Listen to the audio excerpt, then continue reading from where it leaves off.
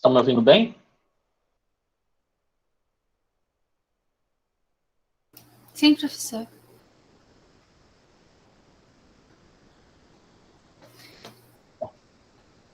O caso que a gente vai trabalhar é aquele que você colocou no sistema?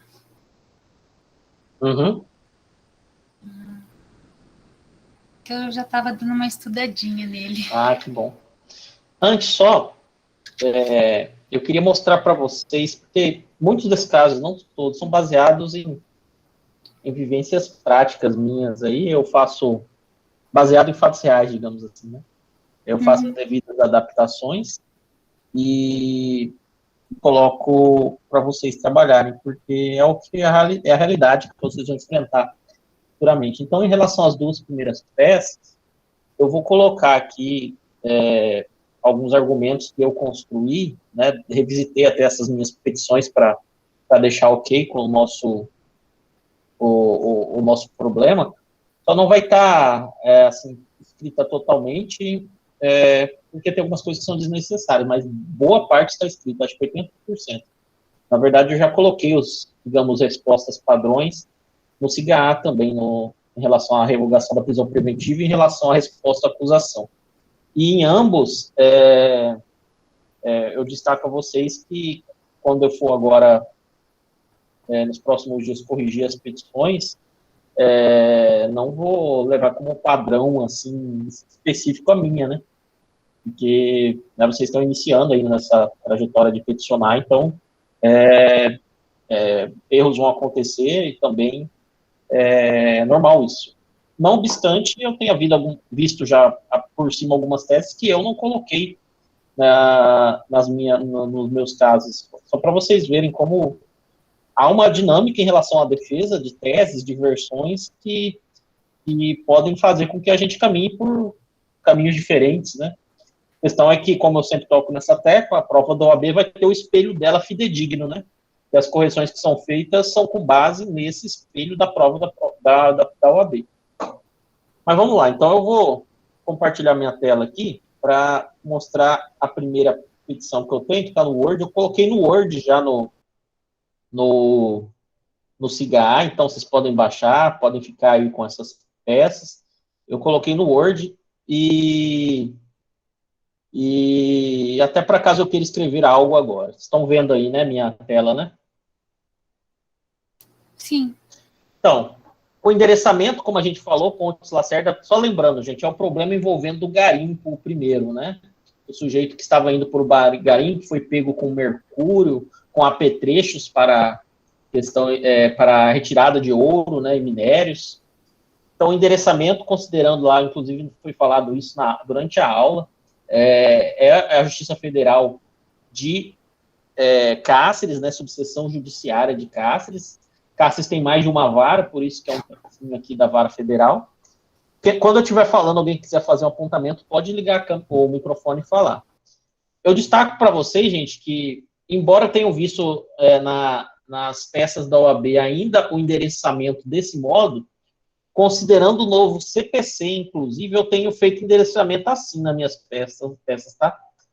Retirando a pessoalidade da figura do juiz. Confesso a vocês, aí acaba com essa questão de excelentíssimo senhor, doutor, é demais às vezes, né, na minha opinião.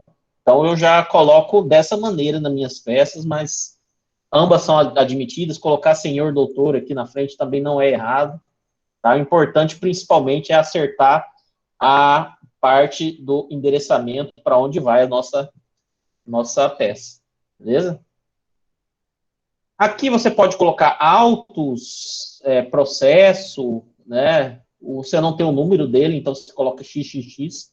Eu preferi colocar autos porque é uma peça que ainda não está na fase de ação penal, né? Então é um pedido de revogação preventiva, o que máximo pode ter ali é um inquérito policial, o número dele.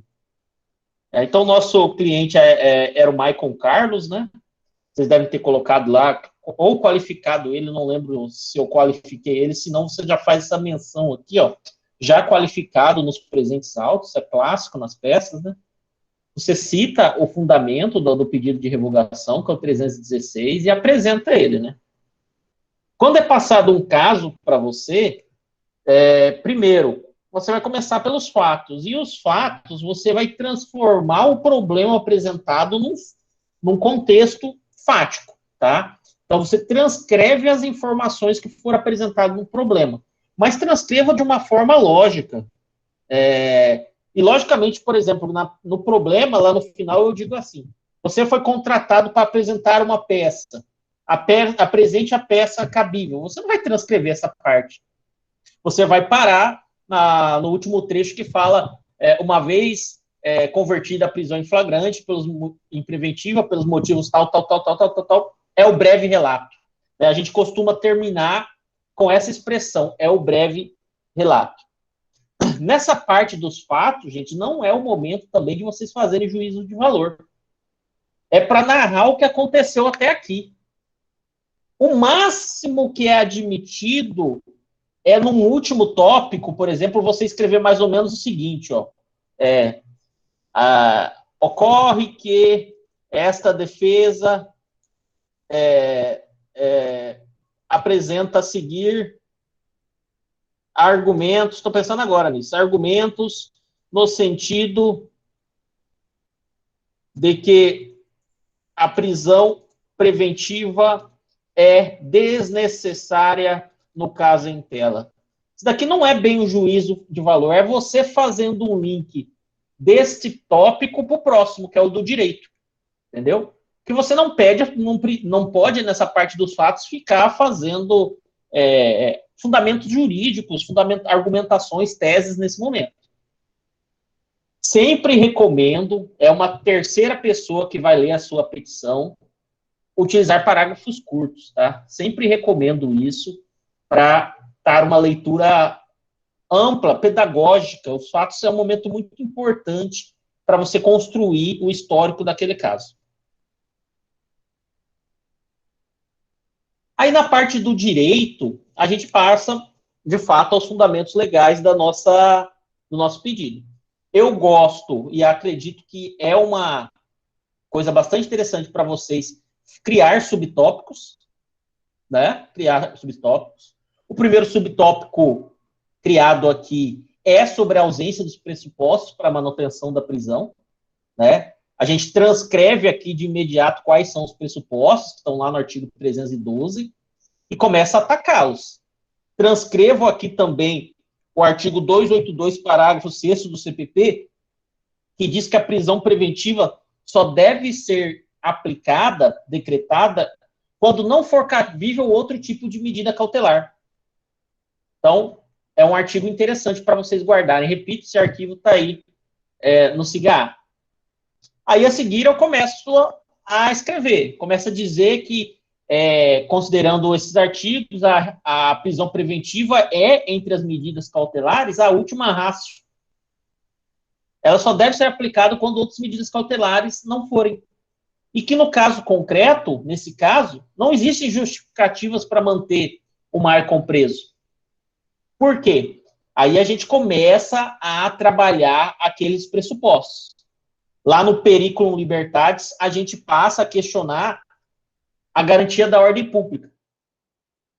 É sempre de praxe, é sempre clássico, nesse momento, a gente citar alguma doutrina que conceitua a garantia da ordem pública, ou citar um julgado que conceitua, porque vocês devem lembrar no processo penal 2 que essa ideia de ordem pública é um pouco vaga. Ordem pública jamais, vocês devem lembrar bem do professor falando isso, Felipe, Alessio, deve ter falado para vocês, jamais pode ser sinônimo de comoção social, né? A ordem pública, então, hoje, sob a égide da doutrina majoritária, representa uma ideia de possibilidade do sujeito voltar a delinquir. Mas essa possibilidade tem que ser real, tem que ser concreta. Então, como a gente ataca isso? Ora, eu dei essas informações na peça. O sujeito é primário.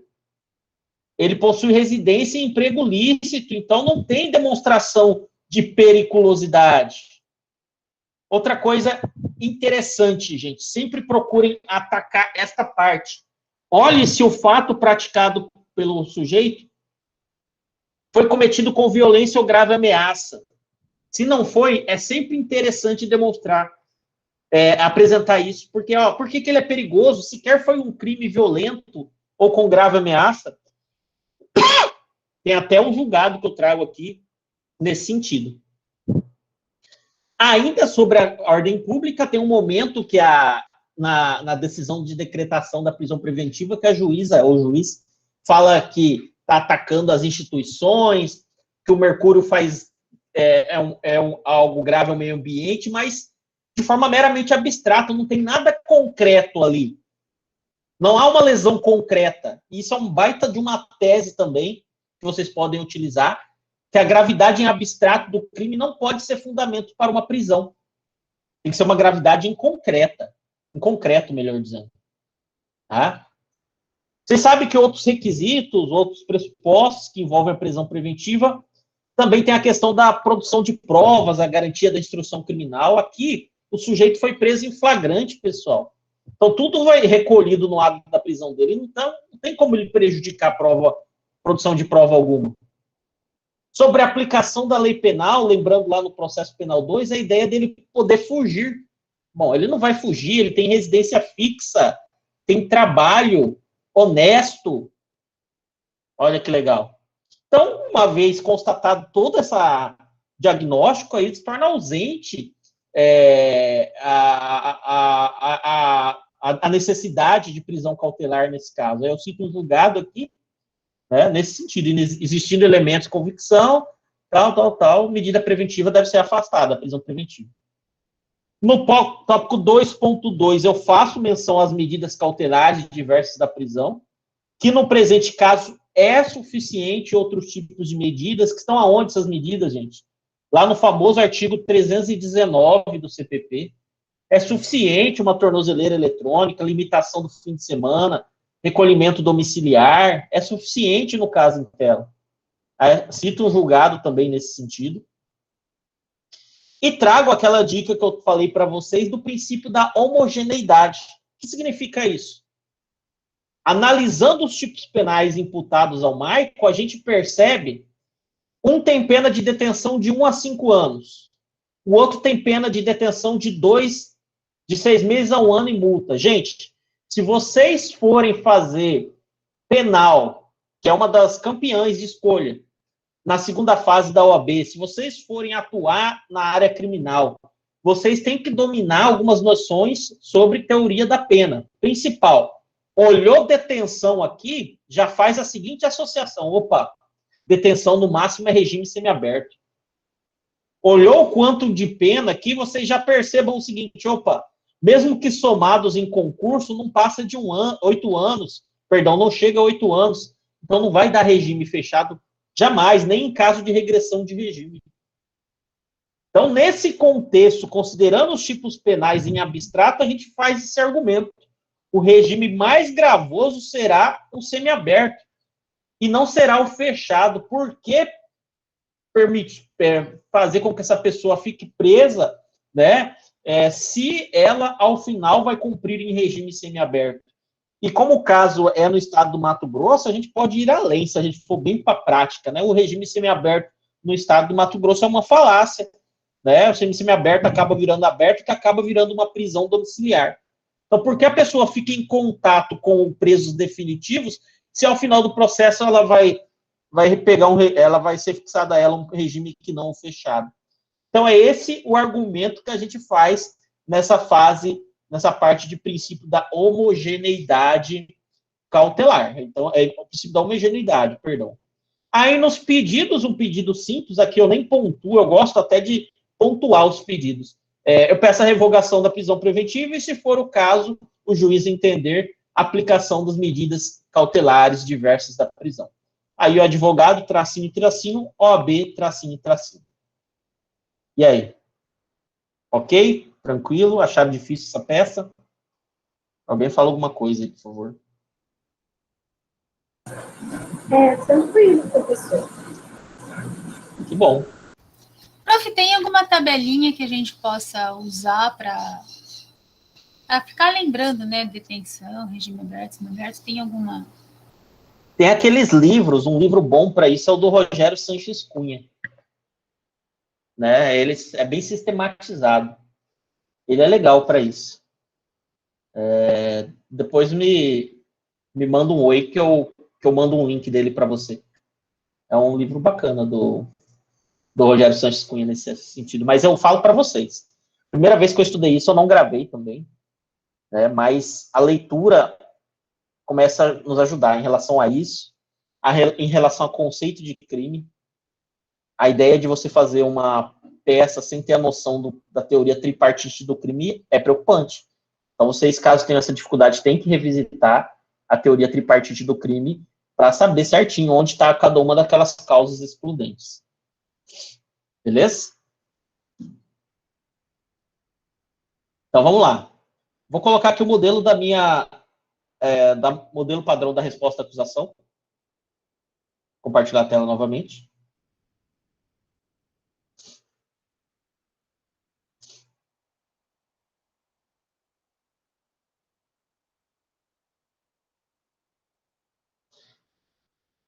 É um caso de receptação culposa aqui, né? Direcionado aqui à comarca de Cuiabá, né? Juiz de direito, terceira vara na comarca de Cuiabá, processo XXX. A Ana Maria, ou Ana Maria da Silva, já qualificada, vem para o seu advogado, perante Vossa Excelência, artigo 396 e 396-A do Código de Processo Penal, oferecer suas respostas à acusação, pelos fundamentos jurídicos a seguir delineados. Então, a resposta à acusação é aquela peça onde você primeiro fala no processo em defesa do seu cliente.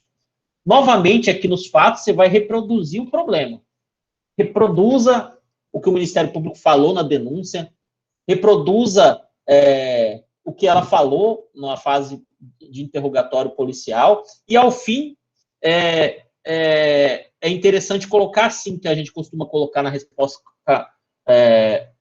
acusação. Portanto, uma vez denunciada, a ré foi citada para apresentar a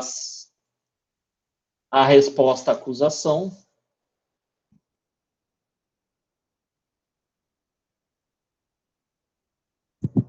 É o breve relato, eis os fatos. Termina. Então, o que se faz nesse ato, vocês podem colocar aqui o que se faz nesse ato, não faz. Beleza. Vale aquelas mesmas considerações anteriores. Evitar juízo de valor nesse momento, utilizar tópicos curtos, parágrafos curtos, e aí a gente vai para o direito. Para vocês verem aquilo que eu falei agora há pouco,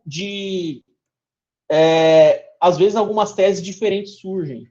Muitos, e eu vi as peças de alguns de vocês, apresentaram uma preliminar de denúncia inepta, até porque o modelo do livro que eu disponibilizei cita esta preliminar. Eu não coloquei inicialmente na minha peça, mas eu achei legal. Achei interessante a preliminar que vocês apresentaram, no sentido de que não está muito delineada a conduta praticada pela Ana. Então, tá ok, quem colocou essa preliminar vai ser apreciada de forma bacana, essa preliminar de denúncia inédita. Sobre a absolvição sumária, qual que é a ideia aqui? A gente começa reproduzindo primeiro o tipo penal que está sendo atribuído à Ana, né, que é a receptação culposa. E na receptação culposa, apresenta-se aqui o ato culposo em razão do quê? De alguns preceitos aqui, de algumas considerações, que é a razão do preço, da condição de quem oferecia, da natureza do objeto. Então, isso daqui é importantíssimo para a construção dessa peça. Mas vamos lá. Então, qual que é o argumento que eu faço aqui para procurar a absolvição da Ana? Então, pela redação do tipo, percebe-se que para se praticar a conduta, o agente atua culposamente ao não presumir que a coisa adveio de meio criminoso em razão da sua natureza, desproporção entre o valor e o preço, ou pela condição de quem a oferece. A gente tem que derrubar um por um desses argumentos do tipo penal para dizer, nada se enquadra no presente caso. Então, como que a gente vai fazer isso? Até aqui faço algo que eu já fiz nos fatos, digamos assim, faço uma revisitada na parte histórica para demonstrar que o José Maria era um conhecido da Ana, né? Ela declarou isso na delegacia e disse que aquele negócio era para levantar dinheiro para sua mãe que estava enferma, né? E que depois de alguns dias, né, o Fernando foi lá na delegacia, dizendo que era primo do José Maria, que o José Maria tinha furtado aquela joia, né? Então a ideia é demonstrar que não tinha como presumir que a Ana Maria soubesse que aquilo era objeto de furto, mesmo por mais cautelosa que ela fosse. Então a gente tem que cair nesse aspecto, que ela agiu de boa fé. Quem agiu de má fé foi o José Maria. Então, aqui até cito um julgado aqui que envolve essa ideia da receptação culposa, depois vocês dão uma olhadinha. Digo que o fato é atípico e passo, e esse eu acho que é o principal ponto da peça, considerando o caso em concreto, a avaliar esses 3 pontos, né, que estão no tipo penal. Primeiro, a natureza da coisa. Olha, é uma obra valiosíssima de arte, é um carro importado? Não, é uma joia, um pingente e uma corrente de ouro. Já destaco aqui algo que é muito importante, né? Uma corrente com mais de 20 anos de uso, né?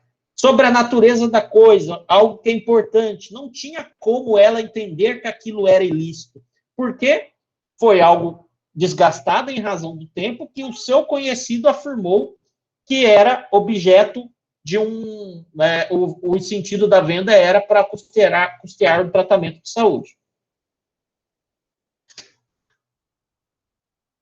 Gente, só um minutinho, aqui tocou o interfone aqui em casa, só um minutinho.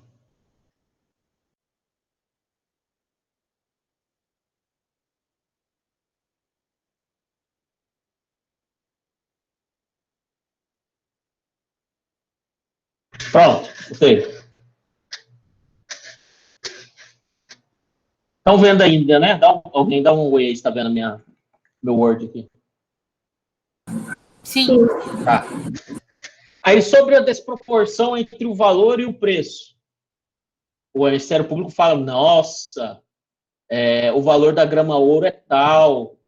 O parquet, né, que é outra expressão que a gente fala, que diz respeito ao MP, para quem não conhecia, parquet, argumenta nesse sentido, que o valor, considerando o valor da grama de ouro pelo índice Bovespa, é muito abaixo de R$650. O argumento que a gente faz aqui na peça é no seguinte sentido, que o MP considerou só o valor da grama de ouro puro, mas aquela joia já está trabalhada, né?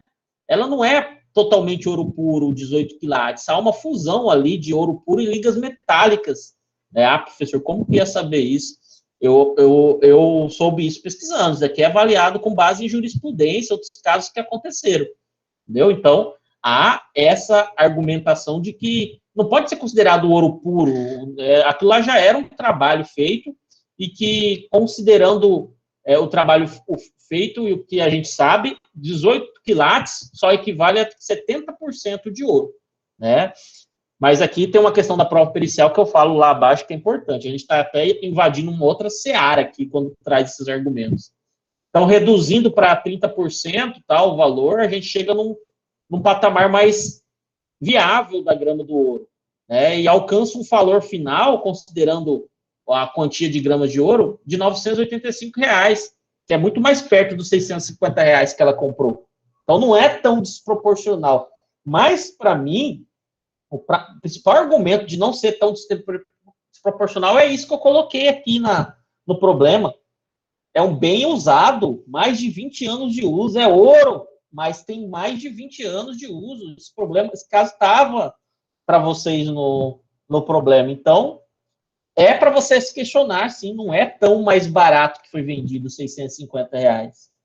Então, é algo interessante para se propor. E, por fim, a condição de quem a oferece. A Ana Maria não comprou de um estranho. Não foi alguém que chegou, um vendedor qualquer, não, era um conhecido que disse que ela já conhecia e que a sua mãe estava doente, por isso que estava vendendo. Então, derrubando essas três possibilidades que dão amparo a uma condenação em receptação culposa, você pede a aí eu repito essa questão de ele ser conhecido, falo que ela é primária, tem bons antecedentes, você pede a absolvição sumária dela, tá? Mas antes de pedir a absolvição sumária, cuidado com a ordem de seus pedidos. Se você pediu a preliminar, primeiro é ela. Né? Anular o processo porque a denúncia é inepta. Primeiro é ela. A seguir, e eu acho interessante colocar assim, ó, caso não acatada preliminar, no mérito requer o quê? A absolvição sumária. O fato praticado por ela é atípico. E caso Vossa Excelência entenda não ser cabível a absolvição sumária, aí você pede a oitiva das testemunhas arroladas abaixo, pede também produção de provas, em especial a prova pericial. A prova pericial é essencial aqui para avaliar o valor desse bem, não é verdade? Para avaliar se o preço dele e o preço pago são próximos ou não. É interessantíssimo esses tipos de pedidos. Um destaque que eu dou aos pedidos. É errado você colocar aqui, eu peço absolvição sumária, ou seja ouvido na ou, é um pedido ou outro. Você não está escolhendo um em privilégio do outro. Não. Há uma ordem de pedidos aqui com caráter subsidiário. Tá? A subsidiariedade é diferente da alternatividade. A subsidiariedade significa, primeiro eu peço B, e se não der certo o B, eu peço C.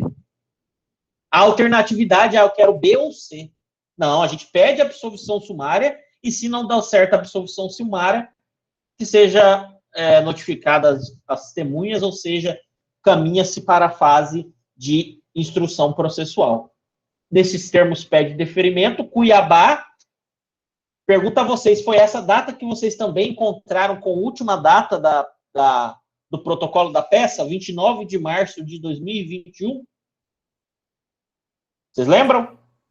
Foi. Bom. Eu coloquei 29.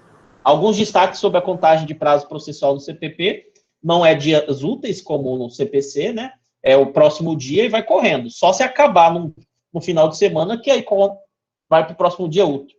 E acontece exatamente isso nesse caso, né? Acaba num sábado, aí prorroga para segunda-feira, não é verdade? Acho que né? Faz uns dias que vocês fizeram. É isso mesmo. Né? Então, sobre essa peça, resposta à acusação, alguma observação? Lembrando que esses modelos estão para vocês, lá no CIGA. Não tem problema não ter alegado a preliminar da denúncia, né? Não. Se não pediu prova preliminar, também não está errado, né? Só pedir oportunidade. Né? Da prova pericial? É. Você perdeu a oportunidade e destaca que a resposta à acusação não preclui, não dá para você pedir depois. O que preclui aqui é o rol de testemunhas. É um ato. Você tem que pedir a prova testemunhal nesse ato. Senão preclui. Beleza? É porque nas testemunhas eu pedi, inclusive, que se intimasse a pessoa para quem ela vendeu a peça. Né? Não, legal. Beleza. Você foi mais detalhista ainda. Legal, beleza. Mais alguém? Então, espero que vocês tenham gostado desses modelos. Ficam aí para vocês, aí já cria uma pasta e fica como futuros modelos aí para vocês trabalharem também na vida de vocês. Pode ajudar muito. Então, dá para falar. Sobre o memorial, é porque, assim, a gente teve uma aula com o Felipe, quer dizer, eu tive uma aula com o Felipe, e ele deu um roteirinho. Eu posso usar o roteirinho que ele deu? Pode sim. Eu vou ler aqui o caso aqui, vou compartilhar, né? O caso do Memoriais agora, então. Peraí.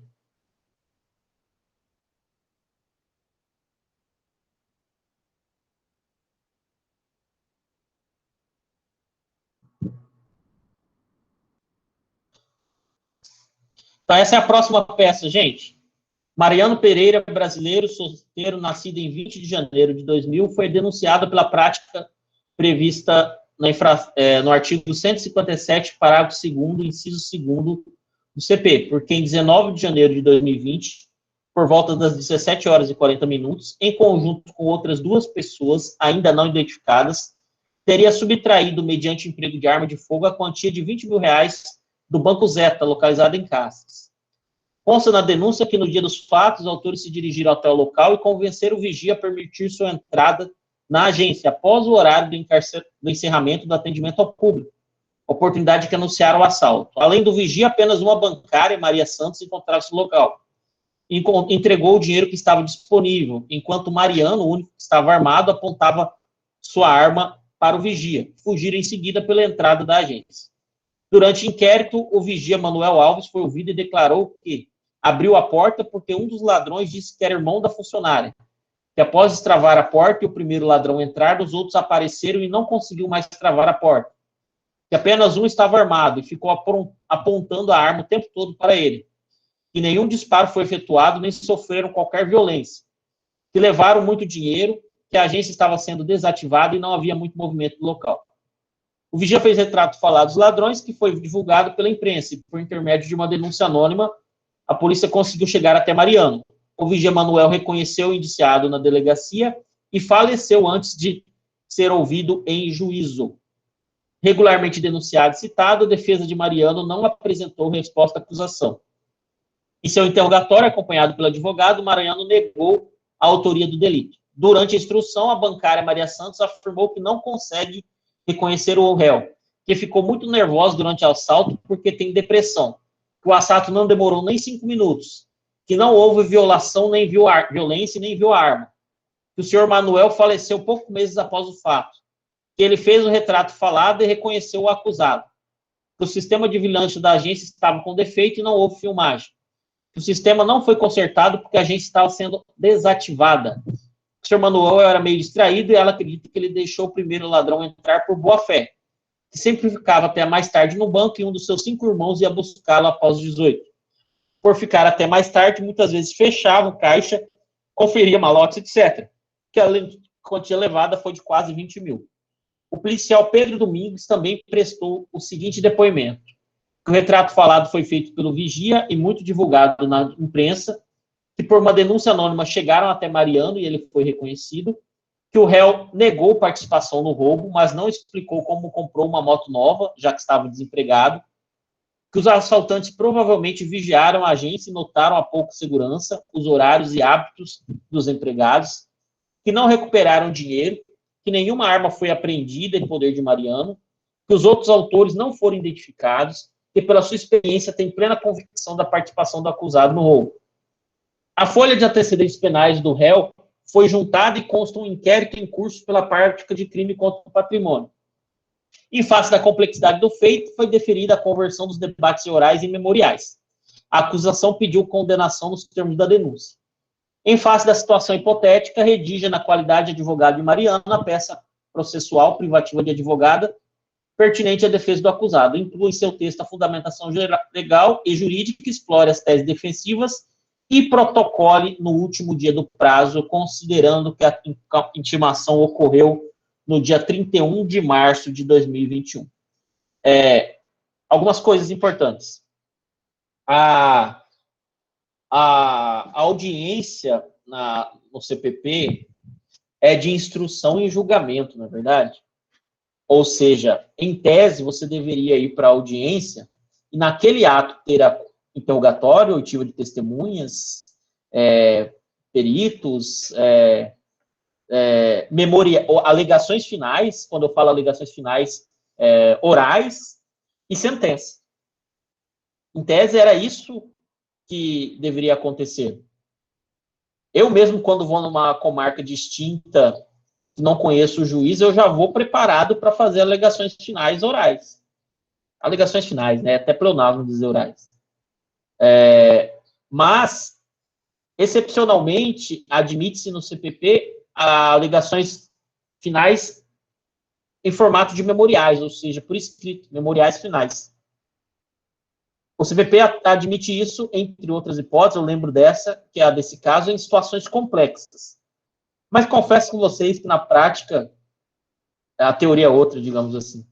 Acaba que 99,9% dos casos os debates orais são deixados de lado e as memoriais finais que acontecem, ou seja, é tudo feito por escrito, como admite o CPP só excepcionalmente. Então, é isso também, nessa oportunidade que vocês vão ter que fazer.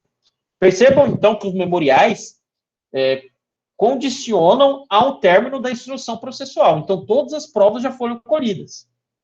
O próximo passo, depois dos memoriais, é a sentença. Então, é a última oportunidade para você falar nos autos. Sendo a última oportunidade para falar nos autos, percebam que há algumas teses aí ao redor desse caso, né?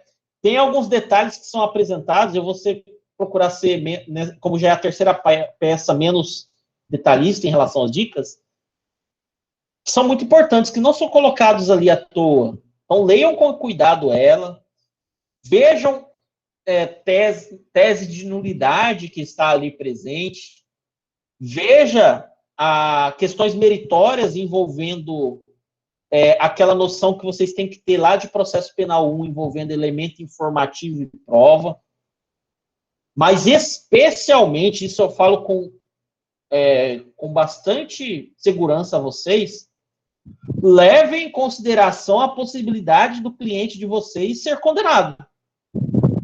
Não trabalhe só nulidade e pedido de absolvição. Crie um tópico. Em caso de condenação, desde já a defesa passa a apresentar a sua análise a respeito da dosimetria da pena.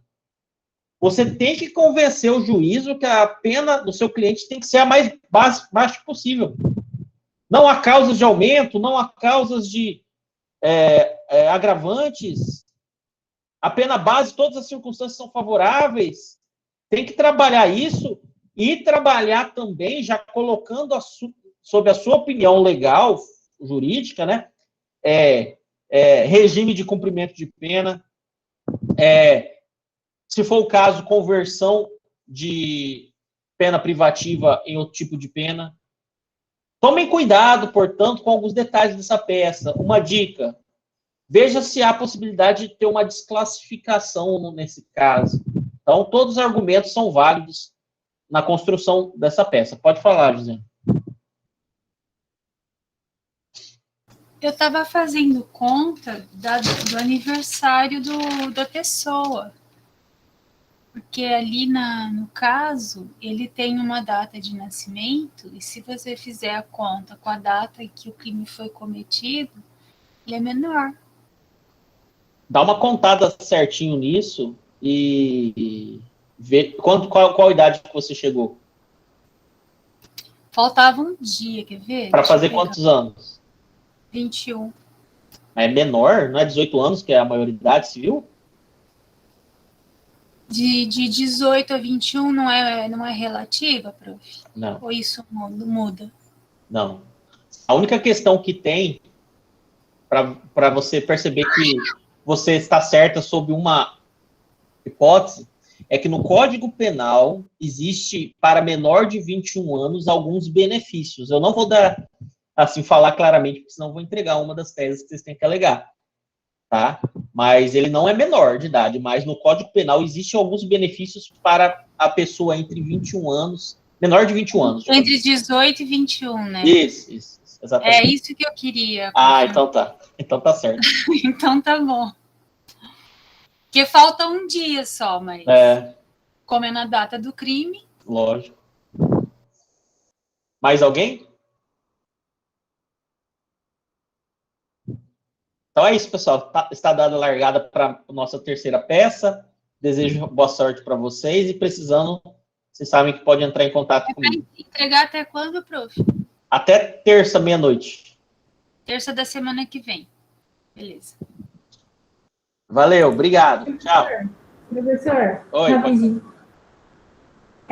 A correção das outras peças, o senhor vai colocar lá na sigla? Não, vai estar nota parcial, né? Vai estar até terça também, eu faço. Até a próxima aula eu coloco lá. Ah, tá bom, então. Obrigada. Valeu. É uma nota para cada peça, prof? 2 pontos para cada peça. Ah, tá, entendi. Tá bom, até mais, então. Mais alguma pergunta? Pode falar. Não. É que, assim, eu dei uma estudadinha assim, e aí já... Bom, depois qualquer dúvida, depois eu vou mandar com aquela preliminarzinha. Tá. Obrigada, prof. Por nada. Um abraço, gente. Vou interromper a gravação. Quem quiser falar mais alguma coisa, pode falar. Vamos ver essa última peça do senhor